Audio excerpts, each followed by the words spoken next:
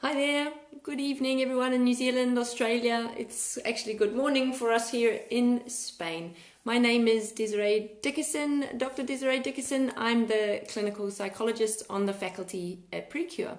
And each day for the foreseeable future, we here at Precure are coming to you live at 8 p.m. New Zealand time to talk about issues regarding COVID-19. And I am, as a clinical psychologist, I'm here to talk a bit about first my own experience, being that I am living in Spain in total lockdown right now, and a few tips and tricks for managing our own stress and well-being while we are experiencing these uncertain times. So first of all, as I said, I'm in Spain. I'm in a small town in the south of Valencia, and right now, for us, we're in total lockdown. We are the country where we've got the fifth highest number of cases in the world, and we are following that same trajectory that you've seen in Italy, or in fact, it's looking worse than Italy was at day 14 or day 15, which we are now. So we're under a state of what they call a state of, we moved from a state of alert to a state of alarm, but really your state of emergency nationwide. And what does that mean? That means that that we're in day 4 of as I said, lockdown. So all schools are closed from kindergarten through to university. All our bars and restaurants and social spaces are closed. We are not allowed out unless we are heading directly to the supermarket, to the pharmacy, to essential work where you know that you're supposed to be there and you have to be there, and to hospital or to the doctors, of course. The police are patrolling the streets. We have, and if you're found outside, especially in a group of people, or if, say, myself and my family were found outside, there's no justification for being outside, all of us together, so you would be sent home, and they do, in fact, have powers of arrest. The government has taken control of all of the private hospitals, and they're readying ourselves for what is to come and what is here, quite honestly. So no flights in and out of Spain anymore. And what else can I tell you? Maybe I can paint a picture of how quickly this really started to unfold. My job, what I do on a daily basis, is I consult with universities across Europe on their mental health and on their well-being. Now, I was due to be in the UK and in Sweden this week to run workshops. Last Monday, I was still planning on going. Last Monday, I was pretty sure I could still travel. The universities were all open. They were all, this is very much status quo. We're going as you like. By Wednesday, I was in discussion about cancelling. By Thursday, I had cancelled all of my travel. And on Friday, we were in lockdown at home. It evolved that quickly. Now, what is it like to live through here? Well, it's still really early days. I mean, it's, as I said, it's day 4 technically of being in our houses, although our kids were sick before that, so we've actually been in lockdown for about 6 days. But in some areas like Madrid or Vitoria in the north, they've had schools closed down for even longer. Now, as I said, we're in really restricted movements, and the police are patrolling the streets, because when these things first started unfolding, when they first said, hey guys, the schools are going to close, people from like the bigger places like Madrid, who all have holiday homes in where we live, all jumped in their cars and left Madrid. So one of the hot spots of COVID-19, they all jumped in their cars and said, well, we're going to spend this by the beach. And so they all headed out where we live. And everybody was up in arms here saying, come on, we're spreading this. This is not a time for vacations, guys. This is social isolation, means lockdown in your houses, not going to the beach. So they've now locked down the beaches, they've locked down the bars, they've locked down everything so that people don't perceive this as a holiday, because it isn't. There are lives at stake here. We need to take care of each other, and we need to consider the greater good here. This is a social justice issue. We need to be at home, and we need to be thinking about everyone. So what else can I tell you? Yeah, on Friday, people were still going to the bars and having coffees. Today, everybody's in their house and nobody's allowed to leave. Now, in saying that, in our area, in an area that would be the size of, let's say, Dunedin, Queenstown, all of the Otago region, let's say there's probably 300,000 people in the region. We've got 6 cases, that's it. Nobody knows anyone that's got a case, no, but we're still in lockdown because this thing spreads before you know you've got it. So it's really important that we listen to the advice that we're receiving and we stay at home. So what am I finding? What are we finding difficult at the moment? Well, I suppose it's everywhere, right? It's all that anyone's ever talking about. It's all over your feed. It's all over, it's really hard to escape. And it's probably the same for all of you. It's impacting on our work. For me, I'm self-employed and my work is really seasonal. So I had just hit my stride. I was about to be traveling a lot and I've had everything cancelled. So it's been a huge financial blow. And for others, even bigger, for most of my work has been postponed, thankfully, or I'm going to have to evolve and put this all online. But for many, the financial pressures are really significant and they are, of course, for many quite frightening. Now, the reverse, obviously, is that many people are having to work. If you're a bank teller, then you still got to be there serving people and being sneezed on and coughed on each day. You are in a supermarket, you are one of the most likely to contact these things. So please, when you're asked to self-isolate, please consider that there are people here that still have to work, and give some thoughts to them. They're putting their health and their families and their loved ones on the line because they have to be there to help us to keep society going. Now, after all of that doom and gloom, I do need to point out that there's some really beautiful moments happening here, really beautiful moments.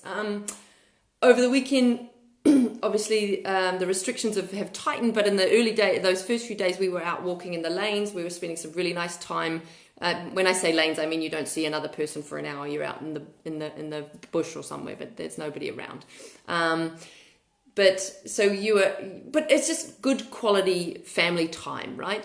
Where there's just I should say in Spain we're all in apartments, right? We're in lockdown in an apartment. There's no backyard for our kids to go out and play in, so we're on the terrace a little bit. Thankfully, we have one. We've been watering the plants a lot, and the kids get out on the terrace and they just holler down to the people in the street, "Bon dia, good morning," and they yell at them. And they yell back now, The kids were always like, "Shh, don't yell." But now, people call back. I've met neighbors across the street that I shamefully have never greeted before.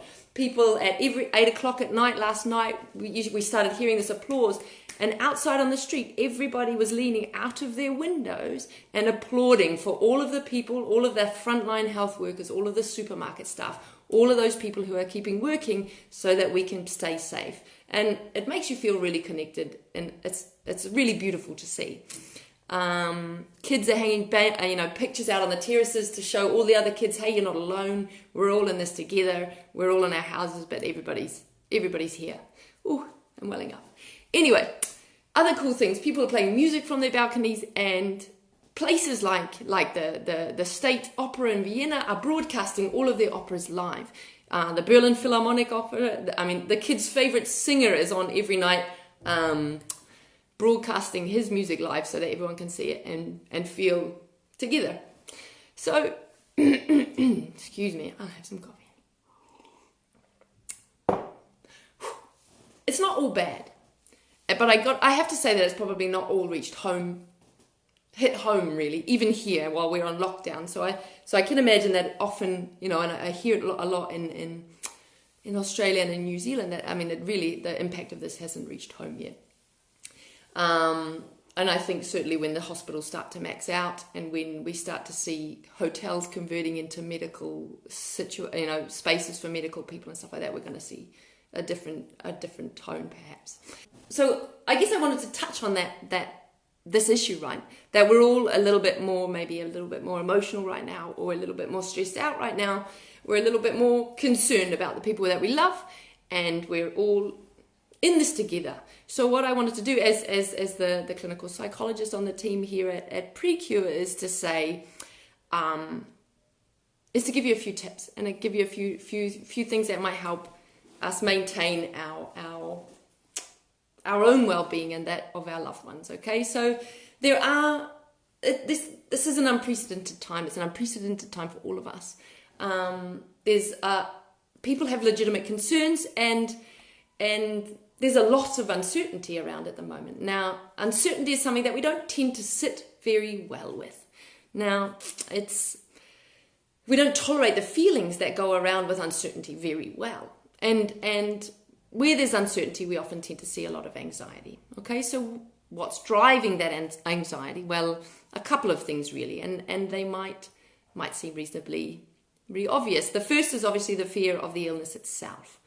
Fears of our own health, fears for that of our loved ones. So fears at that individual level or that familial level. But there's also a second level of anxiety and of worry that we tend to share, is that of the societal level. Fear of how this is impacting on us as a community, on the world. There's this whole concept of social contagion, that idea that you can catch panic like a cold or, well, a virus in this case, right? That how other people act and how other people respond influences us as well. But we're seeing increased racism. We're seeing, there's huge fears about what this will mean for the economy, what it will mean for our retirement funds, what it will mean for the state of the country and for the world.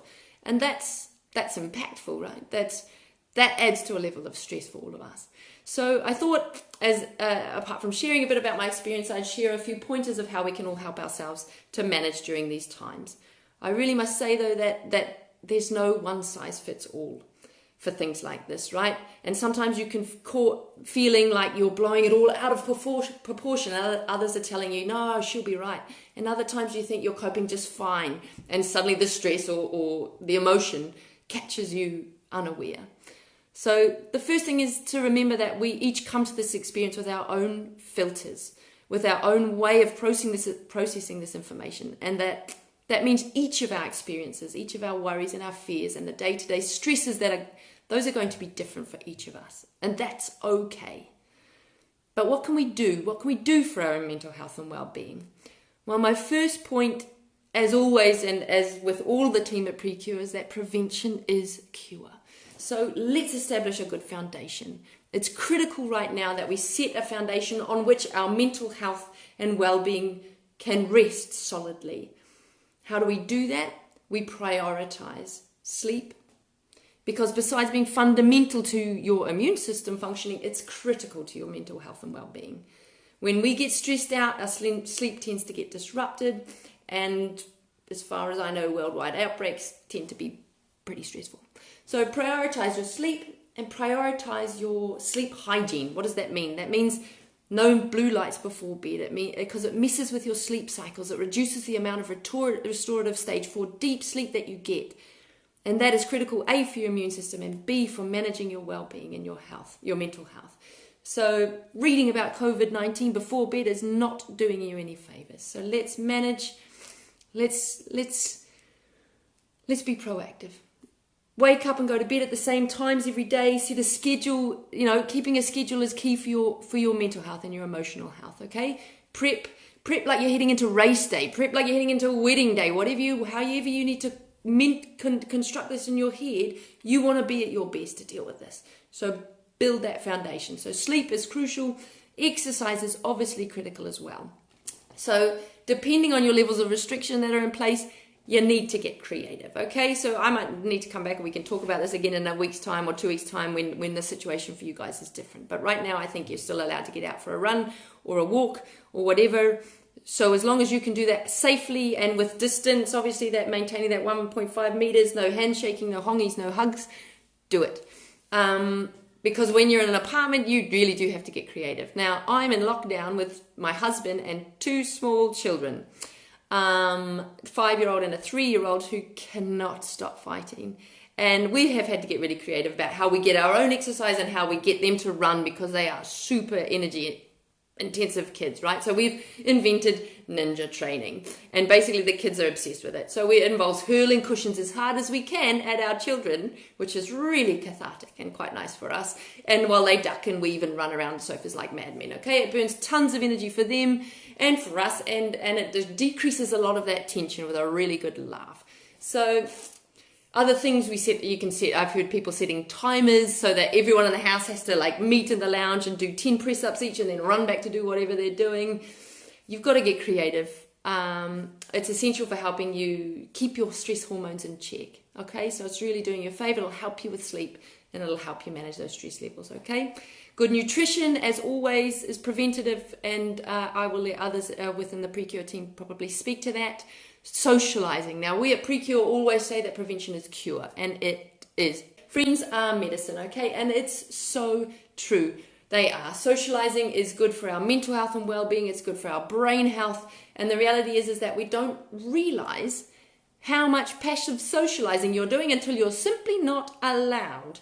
And while I'm not, you don't realize that you chat to the greengrocer or that you chat to the other parents at the gate. You know, all these just, you know, the nods and the waves and the smiles or the stop by the coffee machine.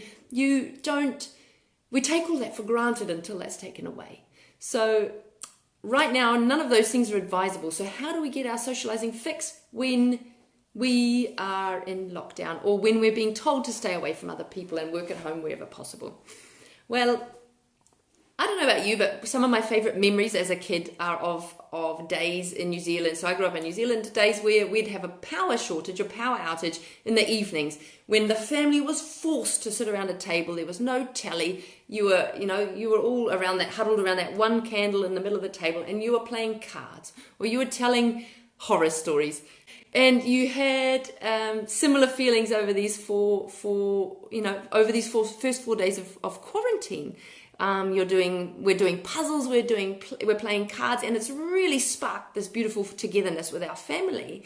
And now that's probably going to fade, let's be honest, as the novelty wears off, and especially when both of us now, it's Monday, Tuesday for us now, and we've both been trying to work from home with 2 small children, and we're playing tag constantly, tensions are running high. But wherever possible, there's some really beautiful moments coming out of this, and we're getting our socializing fix just from within our unit. But that's not possible for everyone, obviously, and some of you will find yourselves isolated at home by yourselves. So how do you stay how do you socialize while you're in isolation? Well, Skype calls work really well.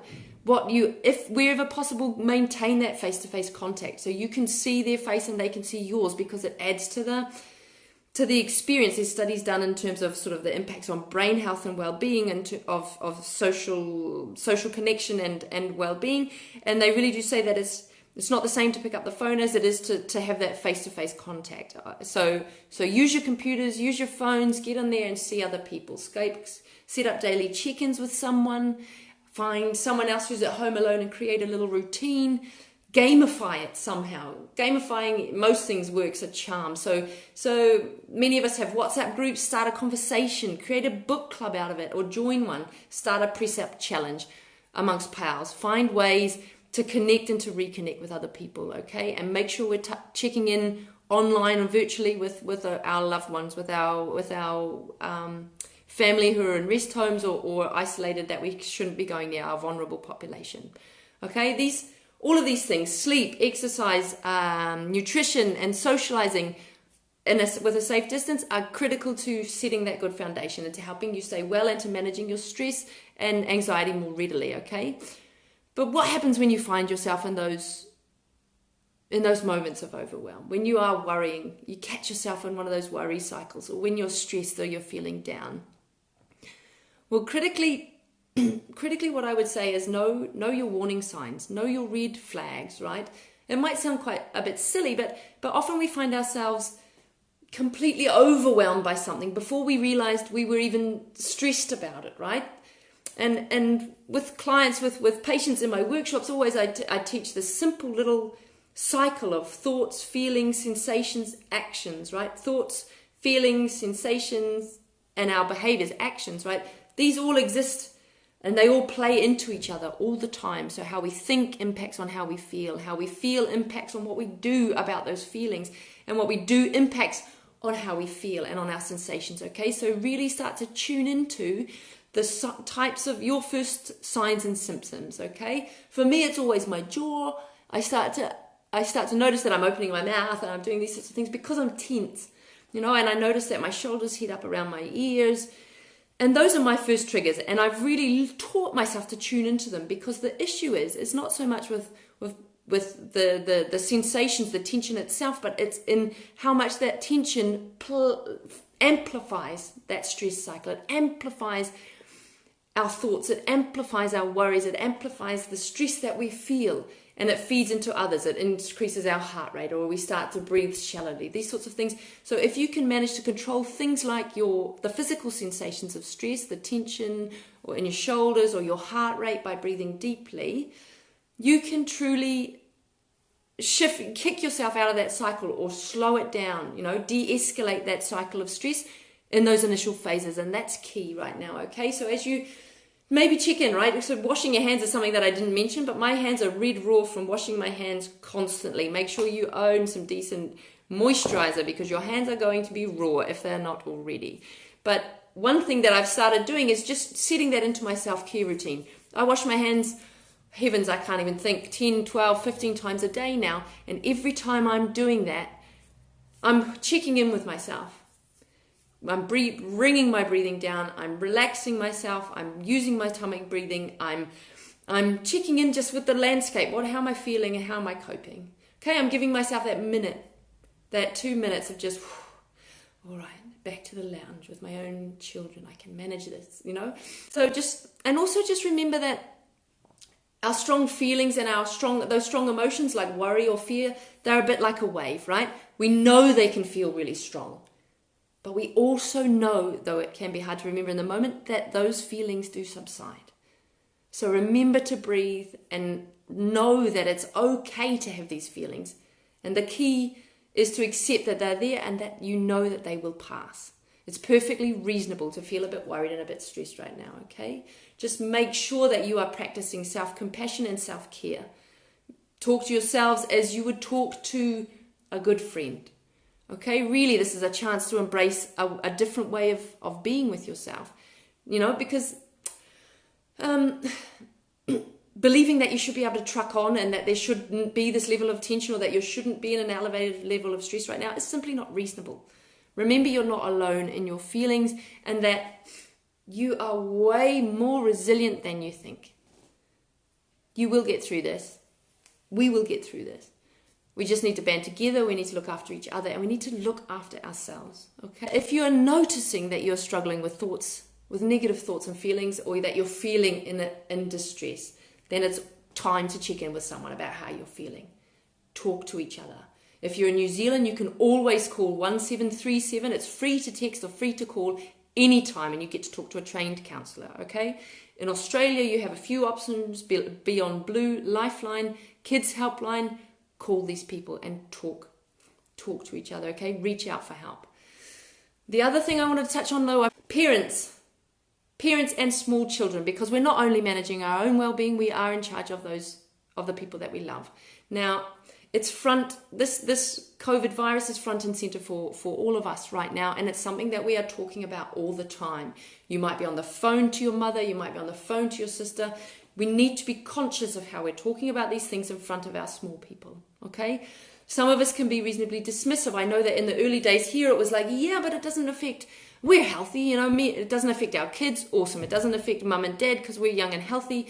It's only affecting the old people. But to my children, we're all old people, and my son flipped out. So, he as far as he's concerned, there's, that this is pretty scary for him. And we really started to notice that our two babies, our 5-year-old and our 3-year-old, were going to bed in a level of tension. There were more tears, more fights, and there's usually tears and fights, but there was a considerable degree more.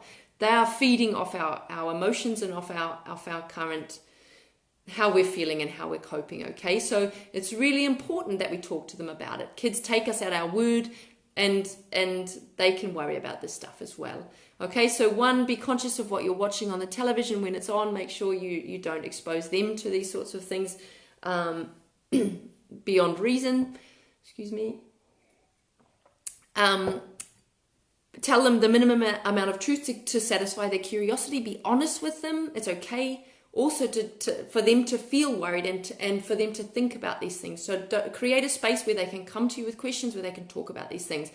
Tell them that you think about them too, and tell them that you worry about them too, but critically model for them and tell them that how you manage it.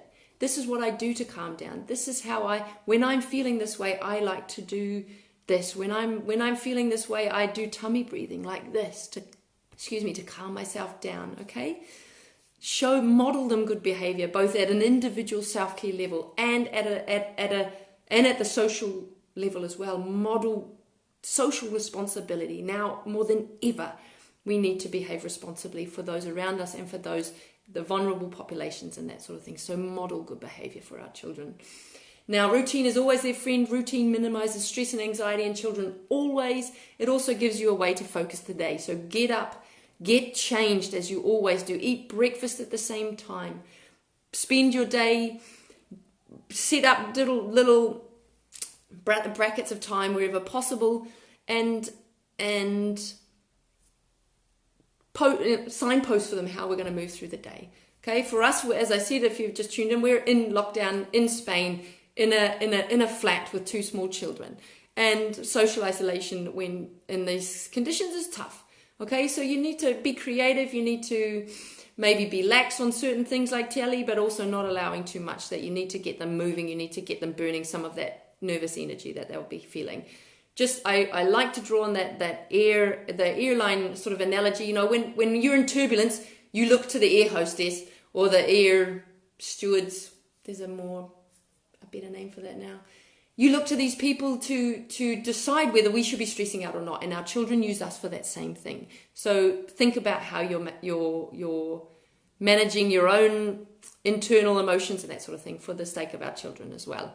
Okay, and don't worry about boredom. Remember that boredom is great for our children. That don't get engaged in that continuous boredom loop. I'm bored, Mum, tell me what to do. Boredom is critical for their brains and for their development. Here is a time where if they're in social isolation and they're no longer at school, or they will be soon, then downtime is great for kids. Let them stew in it. Let them come up with their own ideas. Let them be bored. Boredom is good. Anyway, I will sign off there. I've been here way too long. I will just say, remember, prevention is cure. The team here at Precure, the medical and health faculty here at Precure are going to be here each night at 8 p.m. talking to you about various issues in this regard. We are here for you. We are here to support you and to support your family in these uncertain times. So stay safe, self-isolate, look after yourselves, and I send you all my love and support from Spain.